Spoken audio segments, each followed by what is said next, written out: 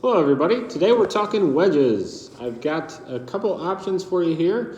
While most of our club companies are headquartered in Carlsbad, California, they are also at a shelter-in-place. They're not able to ship clubs out, but we've got quite a few options in the shop right now, and if you need a new wedge setup, I have got you covered. So I'm going to be starting off by highlighting my personal favorite of the bunch. It is the Callaway MD5 Jaws wedge. It is available in a few different finishes. This is just your standard chrome. It comes in a variety of different loft and bounce options. What makes this wedge cool is they have their groove in groove technology. So between the regular grooves here, there are little milled micro grooves that increase surface texture. So what that does is it gives you exceptional spin on all shots around the course. Again, that's the MD5 wedge. It comes in at 139 Mill River. Let me know if you need an MD5. Next in our wedge lineup, something that a lot of you are probably excited because it's been one of our best sellers the last few years, at least in the SM7 model. This is Titleist, Vokey designed by Titleist, their new SM8. This is also available in a variety of different finishes and different loft and bounce options. And what makes the SM8 special is they reposition the weight, lowering the center of gravity. What that means for you as a golfer is it's a little bit easier to flight these down, and it's easier to square the face up at impact. So by moving the weight lower and more towards the heel, they've been able to make it so that the wedge is kind of squares up a little bit more at impact. What that means for you is when you swing a wedge full and you hit that high spinny shot out to the right as a right-handed player, this helps you get rid of that. So it helps you square it up and also drive that ball low into the green. These are scoring clubs, something you should definitely take a look at. I've got the TaylorMade Milled Grind 2 wedge. So stemming off of their original milled grind wedge, they have kind of revamped it a little bit, made some improvements. What's cool about this, copying maybe a little bit off of the Callaway MD5, they also have these micro grooves in between the regular grooves that improve spin. They also feature a tour preferred raw face. What that means is the face is designed to rust over time, again increasing that surface texture to give you spin throughout the face of the wedge. And also what makes these wedges pretty cool is it's got this milled grind on the bottom. Basically they're little grooves at the sole of the wedge that improves turf interaction. So it gives you a little bit more leeway if you come in a little chunky, or depending on what you do, or if you're playing off of a exceptionally sticky lie. This milled grind at the sole of the wedge helps get through the turf a little bit easier. That is the TaylorMade Milled Grind 2 wedge, and that's available at $159. Next in our wedge lineup, I'm going to be highlighting the Cleveland RTX 4 wedge, improving upon their RTX 3 wedge. This wedge also comes in a variety of different loft and bounce options, and it's got increased surface texture, as with the aforementioned, all the way to the toe of the club. So you've got an extra milling towards the toe when you hit those open face shots, which we generally hit towards the toe. You're not going to lose as much spin hitting it out on the toe versus on the grooves. That's the RTX 4. Now what's cool about Cleveland is they also have the same technology in their CBX2. This is a full cavity back wedge, so it is much more forgiving than your traditional wedge.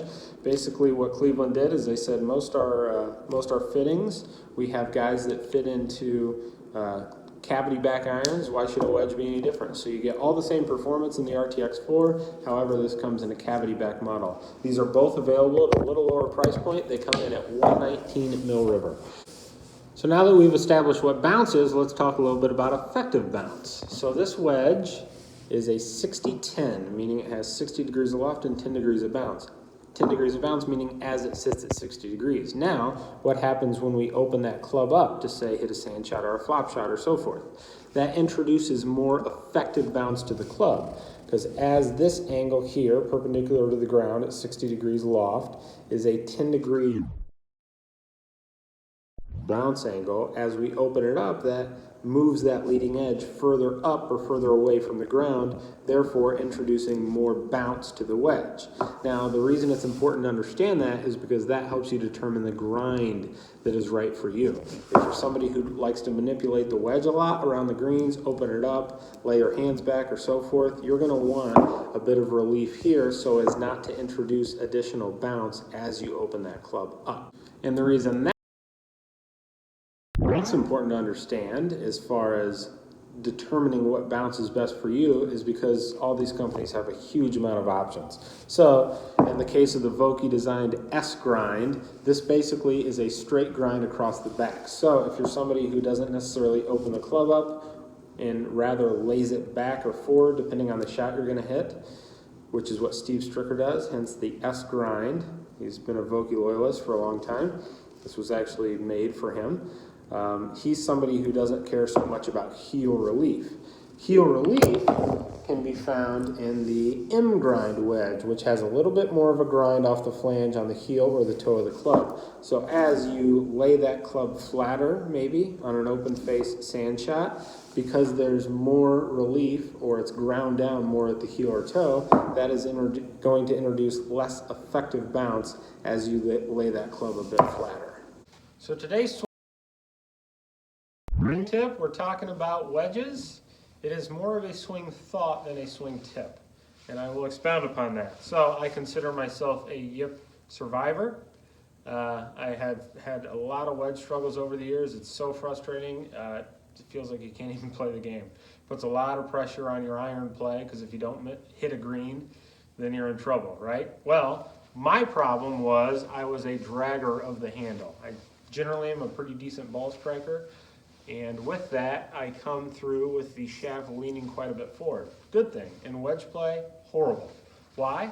Because what that does is it takes all the, we talked about bounce, takes all the bounce away, and it forces this leading edge here down into the ball. So unless you're playing a wedge with, I don't know, 30 degrees of bounce, which we don't really have any of those, all that does is that makes you chunk it viciously, constantly. It's a death move. Let's get you out of that. So if you're somebody like me who likes to drag the handle, really what helped me was hitting wedge shots with your right hand only. Your left hand is what causes that move where you hold that angle too long. Again, great for ball striking, not so good with wedges, forces you to chunk it all day long. So the worst piece of advice that I could ever give somebody who has a tendency to drag the handle through impact is that classic, well, play it back in your stance and keep your hands forward. No, that's just going to make you chunk it more. Now, you can hit the ball dead solid and get away with that.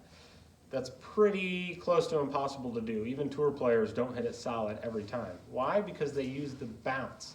And I'll show you how to do that as well. So what I want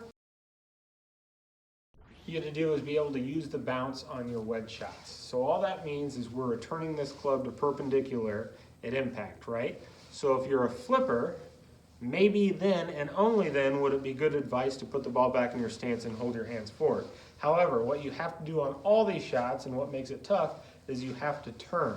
So if you flip, that's close, because if you turn with that, you're in a pretty good position. Meaning your left arm, this angle isn't as pronounced, right? That is not what we want to see.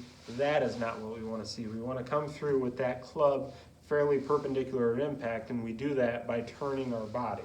We don't drive the club forward, because then we're going to chunk it. We don't flip it back, because then we're going to hit it thin, right? So every time you hit a chip, I want you to think of getting that club perpendicular or closer to that address position at impact by turning your chest.